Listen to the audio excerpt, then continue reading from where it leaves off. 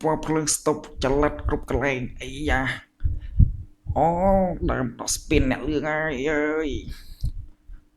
សួរបួលបីរត់មកលឿនយ៉ាចំម៉ែស្ពីនអ្នកលឿងហើយកុំលុកទឹកឯងបញ្ចិតងាប់កុំធ្វើបាបតគេឯងមកបាក់ស្រង់អើយខូចចិត្តអីតិចតួចអីអានោះរោអ្នកជួយដោះស្រាយបញ្ហាវាស្រួលផងថ្ងៃតែលុកទឹកលុកអីនឹងងាប់វេទនាចង្ងាប់អើយអីអាប់ឡុកចូលមកពីណាចុយម៉ែអើយអីយ៉ាឃើញនារីស្អាតទេដែរភីងហ្មងចុយម៉ែតំណងអើយតំណងអេអូនស្ត្រីចោចុយម៉ែអីយ៉ាអូតើណាទេបាយ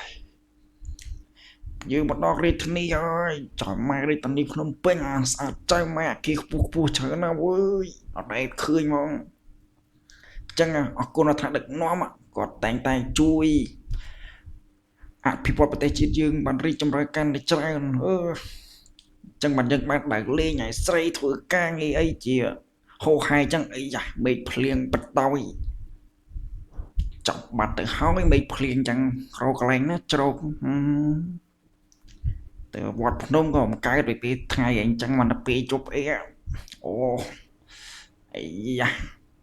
ទឹកទិញរ៉ូឡេមីសលៀបសិនលេដល់ល្បីនៅប្រទេសកម្ពុជាពីណាមស្គាល់ CEO ជាយិនឹងបងហួរចំម៉ែអូយ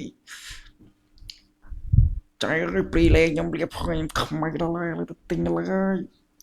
តែអត់លុយឯបារៈសិន